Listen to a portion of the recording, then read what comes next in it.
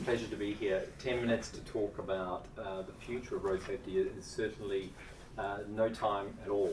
So this morning I looked at my presentation and I just culled a whole bunch of slides. And so really what I'm going to present are just a few thoughts. And after Brian's terrific piece around the historical elements of road safety, I've put here, and the beauty of having the Google engine be able to search for anything that you desire. It came up with this when I searched under the evolution of the automobile, and starting in 1890. Now, I don't want you to read this, it's too small, but what I do want to highlight here is the distribution that you see around innovation. And in the 1890s and the early 1900s, when the combustion engine was developed and then rolled out, you see a whole array of activity and a whole bunch of new companies being established. And that is no different to really what we're seeing today with our digital disruption. A whole array of new companies being established, all focused around the transport system.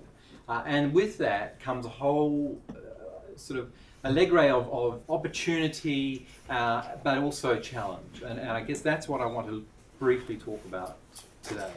I guess the other point also, just looking at that, and really what I want you to see here is a distribution, a big peak, a big bell at the beginning of innovation at a certain period in time, is that in that period there was no insight as to what the negative externalities of that combustion engine would be. There is certainly a whole bunch of positive elements, but there's certainly significant negative externalities, which we in this room are very, very familiar with. But with that has come a whole array of government systems that have been put in place to deal with those negative externalities. And that being, from the perspective of Australia, we have, third-party insurance companies, no-fault insurance that are all there to support those who operate in that transport system and are injured whilst operating in it. So I guess the point I want from this slide for you to take is that moving forward with the 21st century and the digital disruption, there is a whole lot of excitement.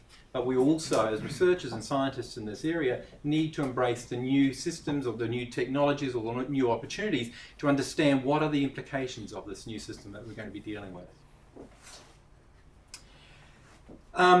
So really, in the 20th century, we focused on a number of paradigms to address the challenges of the automated system that we're very familiar with. I coined those the individual road user approach. The chronology of this is I don't want it to be, it's not necessarily accurate. It may have been 1940, it may have been 1930 it started, but the point here is that it's an individual road user approach. That was the initial sort of response to the challenges of our negative externalities in the road system. We then moved into this matrix approach, which we're all very familiar with Haddon and others. And the value that Haddon brought to this was a scientific endeavour, an ethical endeavour to understand the challenges that we were being faced with, which was the levels of trauma from operating in that transport system. And that really is the evolution of the safe system approach, or the sustainable safety that the Dutch refer to, or the Vision Zero that the Swedes refer to. Really, it has its embryonic stages at that Haddon stage. And to be very critical of that safe system, as we refer to it in Australia, is I don't think it's achieved anything like what it ought to have in terms of understanding how a transport system may operate in an integrated way. In Australia, we often refer to safe road users and safer speeds and safer people, but it doesn't talk about the integration of that. And so that's really where we got to in the sort of 90s and 2000s around the safe system approach. And what I'm coining now is where we're heading given the 21st century challenges. I'm referring to it now as a complex system approach, and one that we need to begin to embrace in order to understand the future of our transport system and the future of road safety particularly. And we've already talked about this briefly this morning, but sort of it's talking to this question around what is complexity. What it highlights here, and what this is a recent NHTSA report that highlights that, interestingly, if you look at high-income countries and you look at low-income and middle-income countries, they have similar traffic safety records. What is unique about most of those countries is they also have comparable economic, demographic, environmental, population density characteristics. What it's starting to highlight here is that we are operating in an urban age, which is what they're coining the 21st century, where there's this mass migration into the cities. And by 2050, we're expecting to see 70% of the world's population residing in the city. And with that brings a number of elements that I think in the transport system we need to begin to embrace. And that is the effects of our urban form, which we have done in the 20th century. We certainly have looked at road infrastructure, but we need to look at it in a much more holistic manner in terms of how do our various systems, our urban systems, our social services, our government systems, how do they play a part in delivering safe and sustainable transport? So that goes into again, around this complex system approach that we need to embrace. And that Ian will have delight in highlighting. So I just wanted to... Just tell me what it is, Alan. Yes. So I just wanted to then jump through to some work we did recently where and again the slides, it's not going to be viewed from the back, but basically what it's highlighting is that all the front, and it does certainly need a magnifying glass. So it should have been one of the slides I probably should have deleted this morning out of my slide pack as well. So maybe what I'll do is skip that to assist you, and I've only got 10 minutes. But basically what it is highlighting is that we've spent a lot of our time in the 20th century focusing around the transport system and what outcomes have arisen out of that transport system that hasn't functioned particularly well in relation to safety and sustainability. And we've predominantly focused around the road trauma element. What we're also seeing now is that there's just a whole bunch of elements out of our transport system that are contributing to the burden of disease in our populations. And we have the opportunity in the 21st century to not only embrace the safety element of it, but also the sustainability, which has environmental implications. So let's see why it's not moving forward.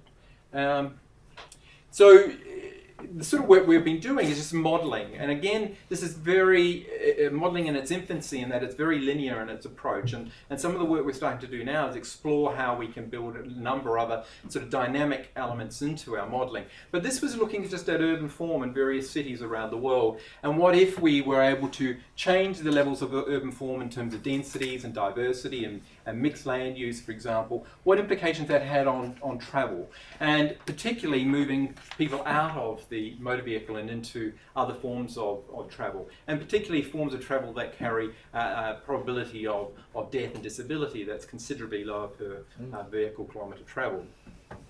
So public transit. And it picks up on Rune's point as well, that in Europe, public transport has been invested in a significant way compared to elsewhere. When we looked at that, it gives you, we used a health impact assessment framework, a type of epidemiologic approach that we use in public health to assess the magnitude of the burden associated with various exposures to risk.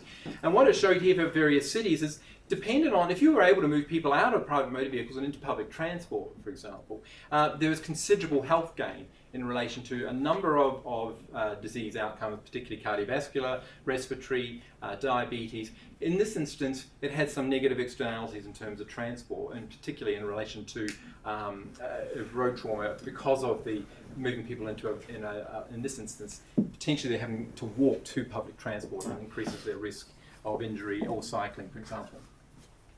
So not all things work particularly well for safety, but what we were able to do in this model is actually then model what if we were able to amend the transport system and then protect the vulnerable road user whilst commuting, and what return would we get for that, and I'm not going to go into the details on that. But to finish up, where do we see us going in terms of future directions for road safety?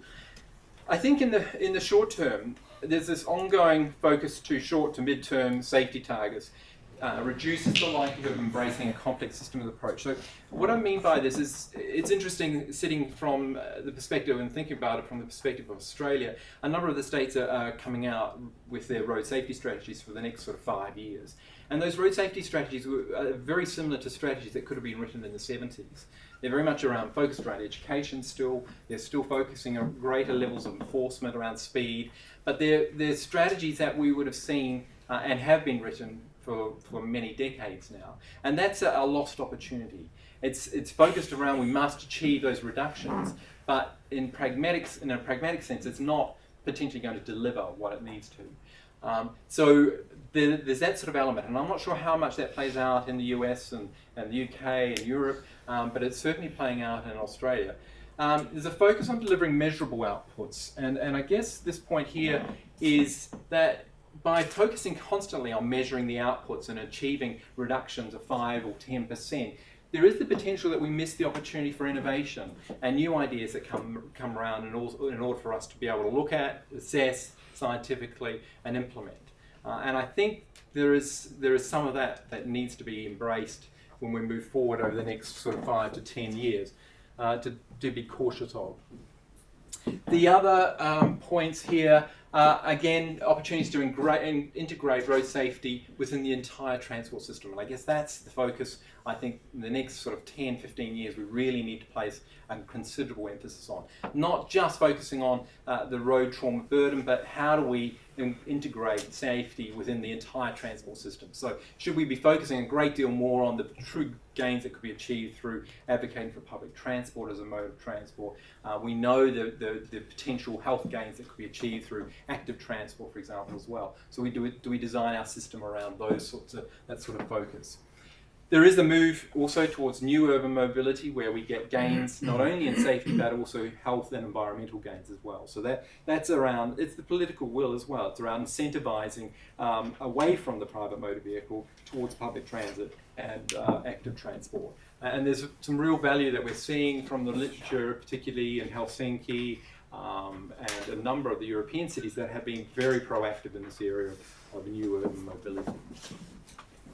And finally, I mean, I could have spent this whole session talking about the autonomous vehicle in the future and how that's going to play out in terms of safety and sustainability.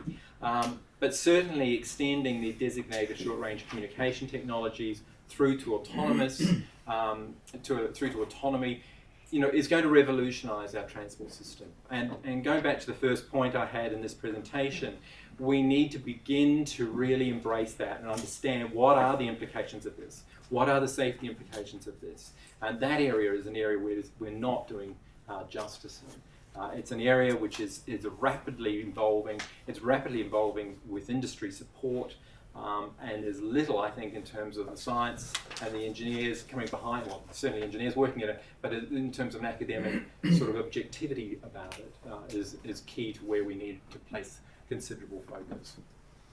Thank you very much. So hold all your, well, a round of applause if you